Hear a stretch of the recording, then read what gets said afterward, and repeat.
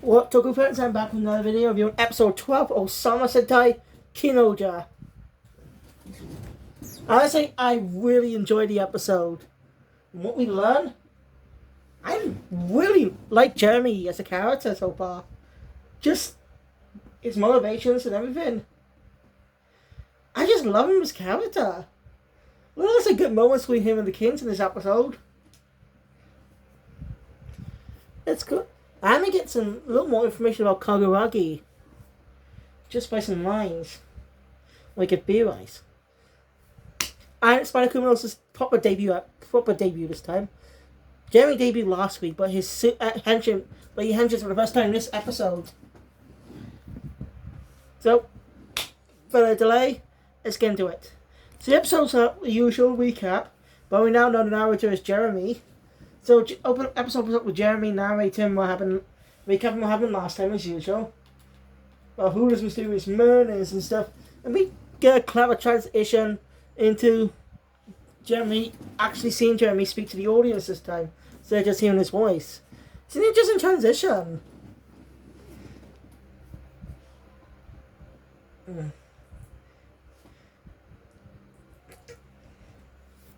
His motivation seems different from what we heard about him on Encounter profiles and stuff. Damn, I really like it, Jeremy. So yeah, the kid will just show up, wondering asking who the hell he is. He says here the king will rule them all.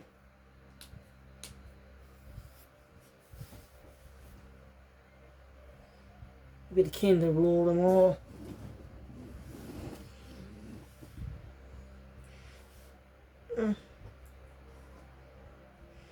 Basically, he wants to know who that he is.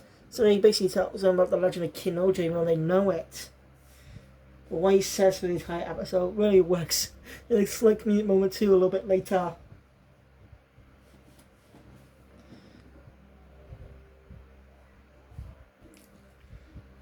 So, he even went up Himeno's mouth. It's a little hilarious. You see, I think King-Ohger's going to be the only season not be set in Japan. Not the retire. What I mean is, usually Sentai seasons always had to have a battle in Japan. When there's the other world and stuff, it's always in Japan because, well, they're Japanese and it's cheaper. You know? But this season may be the first one not to be having a single battle in Japan. No. You'll just assume the characters end up in Japan in the series, but no. So, but I think it's pretty unique. And if they want to, they can bring Go-Culture back again to cross over with them. Since Kino just been compared to Go-Culture, and because of his character's uniqueness, I don't know, but Jeremy himself is unique.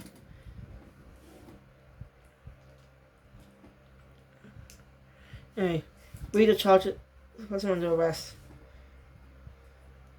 Yeah, of course, are they really fit to be kings? So yeah, she takes him with her. And, well, Gio tags along.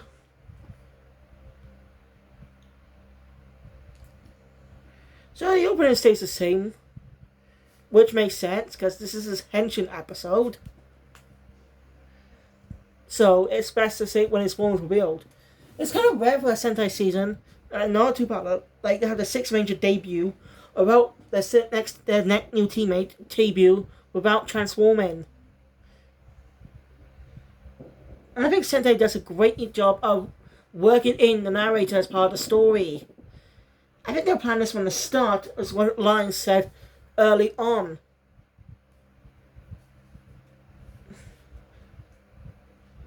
You know, the opening's narration. If you pay its potential to a specific line, I think I was hinted at the start. I think that's actually pretty cool. Ohsama Sentai King-Ohger. I really see how the series is going to go for that one. And we still don't know how Gil is going to get his power up. I mean, that's going to be a while for now, though. So let me know how it's coming to the series. Because I have no fucking clue at all. So anyway, Rita puts him on trial.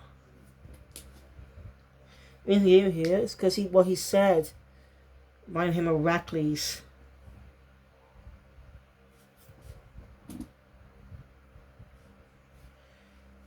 Yeah, he's more poetic, right?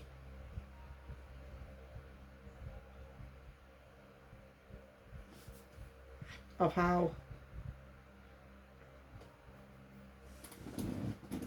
like, basically, he was earlier, like, well, he's pretty old. He was a lot of things. The Book of King-Ohger, I forgot to mention, he's the one who created it. Supposedly, but the legend's over 2,000 years old. How is that possible? Maybe it's possible that King-Ohger may be a prequel to some of the past Sentai seasons. That'd be interesting. Like, it's possible there could be Sentai teams on other worlds before the first Sentai debuted in 1975.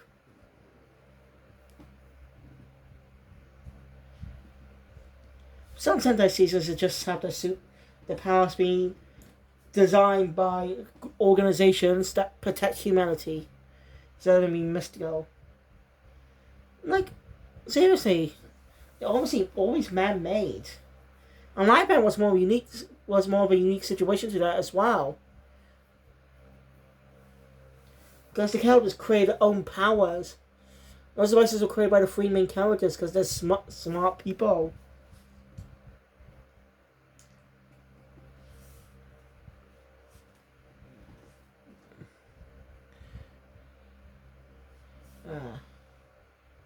I'm getting off topic. I also mentioned, Ray doesn't really believe him. Then he mentions one of the gods was found in her kingdom. And she questions how he knows that. Because he says he put them there many centuries ago. He also told the Bugnarok about the prophecy as well.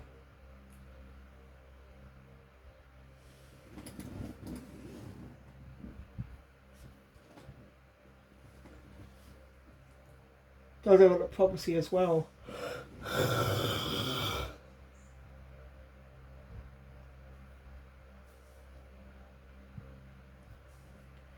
Anyway, after that,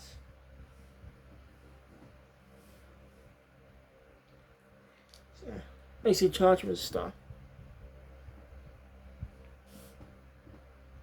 Well, they should be asking why he has no goal, but they should ask what his motivation is.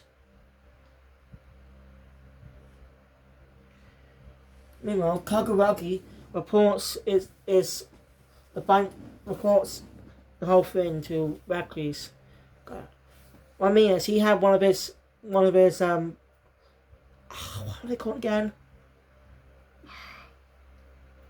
I know what it's called, but I forgot. Advisors. He had his royal advisor. Then secret studying the whole thing. Gonna tell us the whole thing to Rackley's about this guy. Rackley's is interested.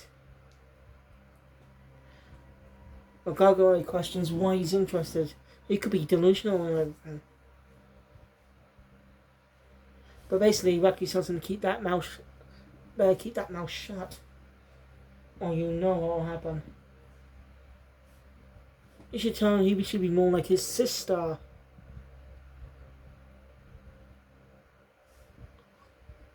You can tell when he says that. I didn't even know Kaguragi had a sister. And then he asks how she's doing. It basically tells her she's doing fine if he keeps cooperating with them. Or something like that. So my guess is he has this... Kaguragi is not just doing this for his kingdom, but he also has his sister kidnapped. To do whatever he wants. He's a sick bastard. He's irredeemable. But they do plant the seeds for him possibly to be redeemed. But I don't think he should. I think he should be just a genuine bad guy. Why can't we have a bad human character? Through and through. Because that disappoints me.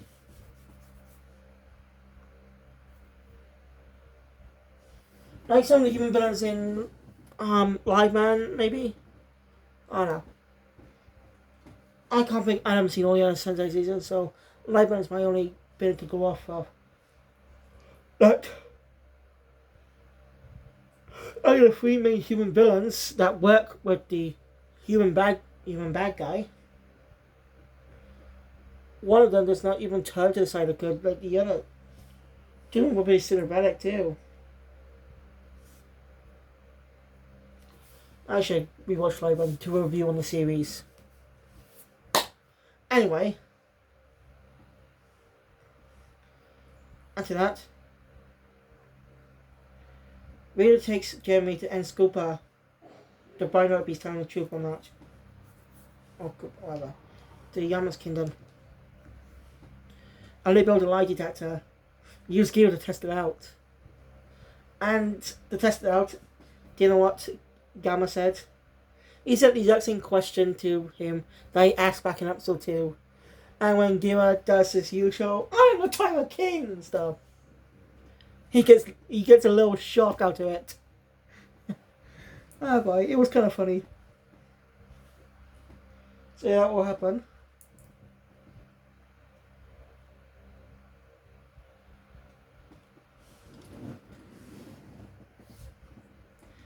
So Jeremy answers the questions honestly. So he's been around for quite a lot. He's over 2,000 years old. But that's not possible.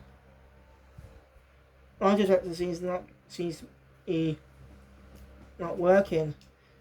So his advisor tests out, and he actually says something interesting. The lie was Yama sucks, which is quite the opposite of someone with a ridiculous personality like Yama would try to lie their way out of it. But no, he was generally not lying about that. Gamma actually cares about his cares about the citizens of his kingdom. There's no social class or anything. Everyone's equal in their own right, which makes him a likable character. I really want to know though, why do Gira and Gamma the only ones who have a bit of different colour in their hair? Like the other characters have regular hair.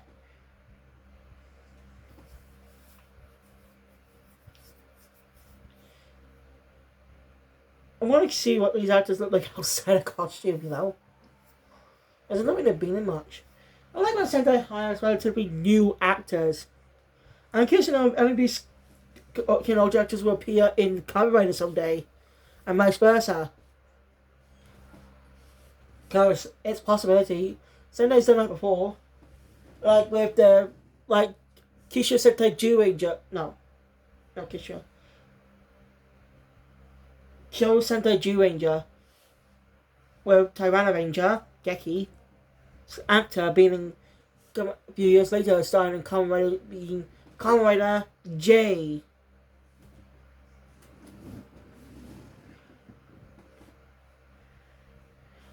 And when the actor that played Nobunaga was in Kamen Rider Geats.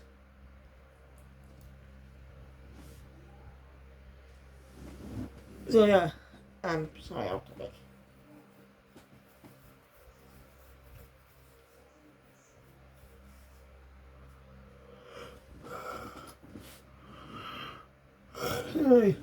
I'm still in disbelief. But when Jeremy reveals a name to him, Gin. The name's on one hand because it's the man who taught him everything. And Jeremy claims he taught him. And Skiro is a little angry about Yama's but that doesn't believe him. Yamano!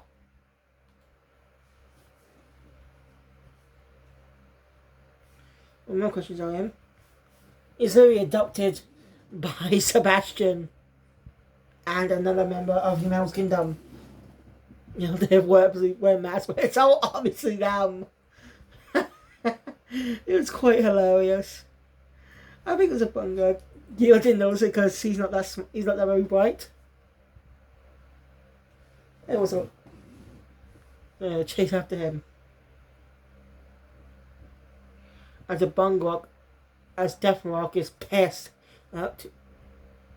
is very pissed at Jeremy for betraying them.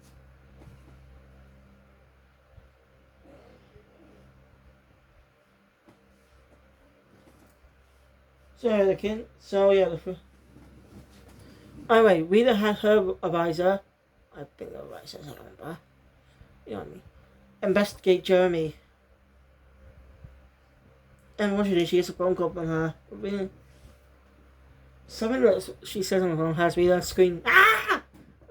As usual. I do like random outbursts, by the way. We just random outbursts just are funny. For the calm character to have random outbursts of screaming. It's quite funny. I do like how they give these characters a lot of fun personalities, just fun to follow. And the interactions and stuff.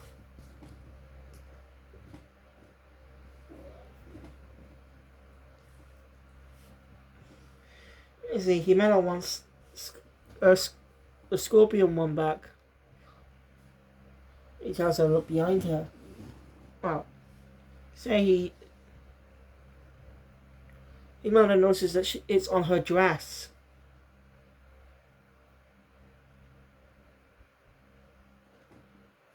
He says, "There you go." He doesn't like this. She wants to know who he is. So everyone.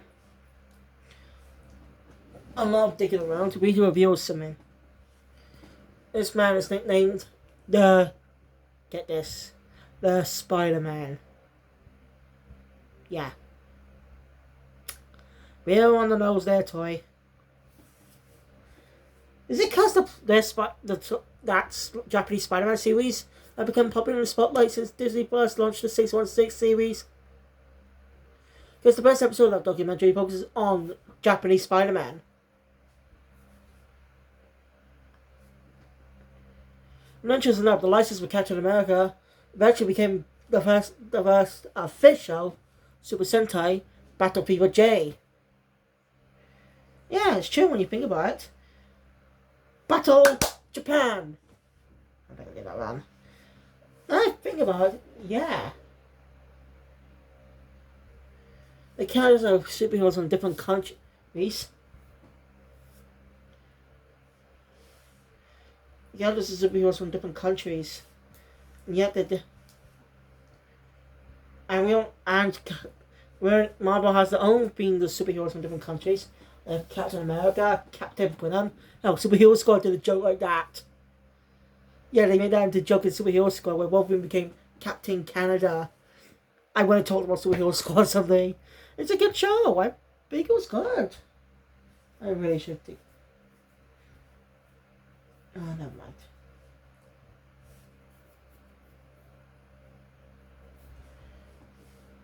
I mean, this man's been once every few years. I've seen every time.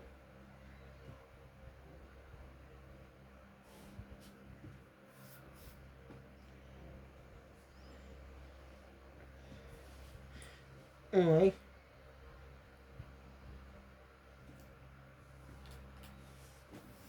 Although Kakuregi's doing his own digging around.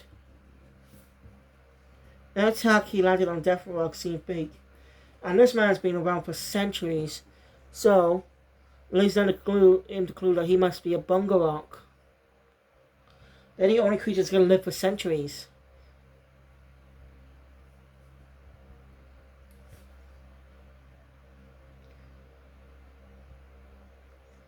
Something I'm curious about it's actually, I don't think it's explained though, as I've been watching Real Soldier a lot lately. How come the Real Soul tribe never ages?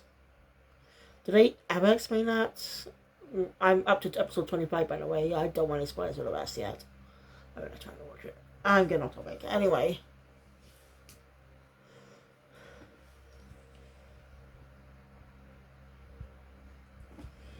You see, he says that they don't get it. To read between the lines. Anyway, Sebastian Moore's anyway, not Sebastian. One of Himel's mates tell her that the Bunga Rock are attacking. So Jeremy disappears to take them to prove himself from them. Well, I don't see him fighting them.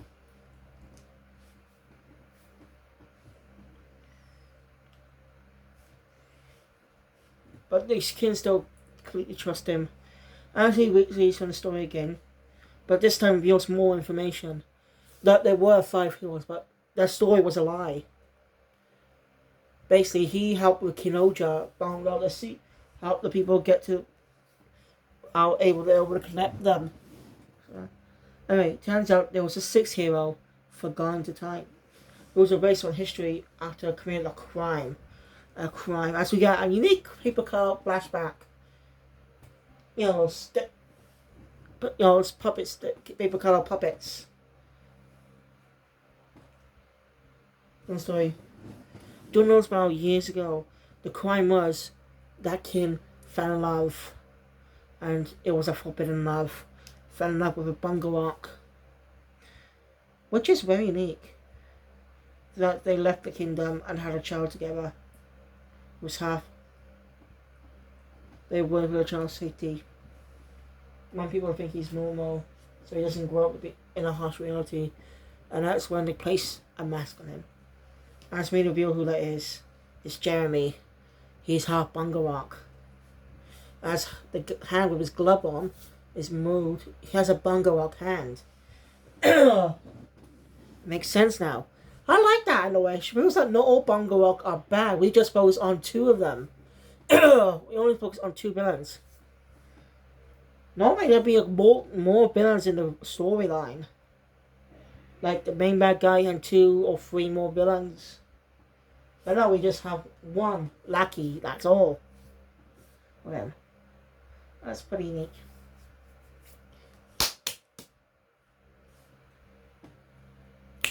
Henshin! Sorry, can't remember the reference. Jeremy wants them to live together in peace. Bungarok and humans together. Whereas I put no gag earlier, but he said read between the lines.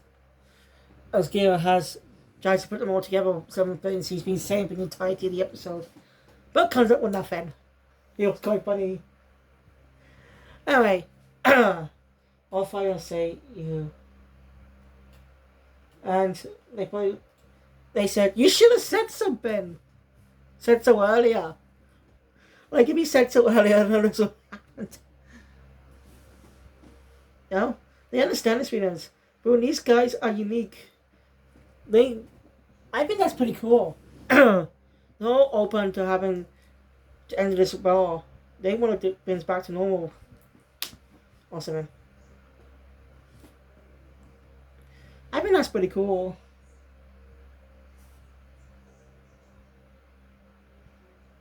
I just like we get comedic moments in the background. Jeremy thinks, so these are the new kings. So there's his mother, who's most likely might be dead. By the way, the reason he moved the mask he had that mask on as a kid. He moved it because he wants us to have peace. So that's what an interesting guy. I think he's a very interesting guy in a way. It's kind of anyway. Death Rock shows up. It's Jeremy the question. What is it you think of relations between humans and Bungarok? But Death Rock answers saying that humans are weak and stuff. That they're more ants. And like Jeremy says to take him on alone. And reveals how he transforms. His sword and keys. We get different music. But he still says the same thing. Like holding a sword, he has his hand up to his head. Another face like this, it says, "Right arms," going to the subtitles. As it's similar to the other King-Ohger's transformation, except he jumps up and it has web on it too. It's a unique detail. Spider-Criminals finally makes his proper debut. I love his suit. He doesn't have a cape, instead he has a small tailcoat. Which I think is a very unique contrast to the other characters, showing he's a different guy than the others. I like how the suit's more distinct in its own right, with more of a gold brooch and chain and stuff or whatever. So yeah, he fights Death Rock, and it's pretty cool. And those attacks last episode were actually him injecting venom inside of him. Was killing him. So he's like genuinely finally managed to defeat him.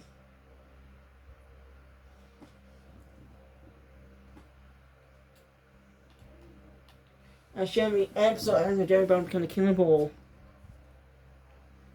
As next episode, he's gonna be fighting. He may end up fighting the King-Ohgers and just as his mech. Why? Because, well, they're still attacking the Bungo Rock. But if they're the minions are minions. Seem to be mindless girls or something. Who knows? We touch more about that, but still. Next episode, thumbs up. Jeremy was an amazing character. And the markings on his face interestingly makes sense. Either part of a world heritage or because he's half Bungo Rock. I like more detail in the story of how his parents love. Like, it's possible.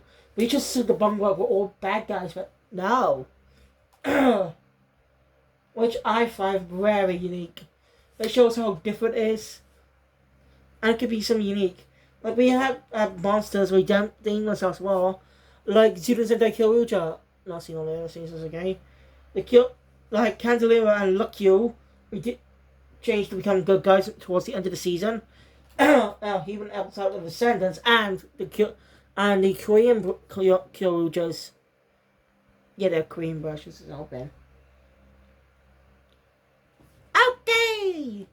So yeah, I'm curious to see that. But we don't have much gem rolls anyway, so I doubt they could do that with those main guys, but still. See how they're gonna do this. But anyway, thank you guys for watching, enjoy my content, please subscribe if you want to see more. Subscribe to the channel, hit notification bell to all music comes out future. See you guys next time for more videos. Sayonara.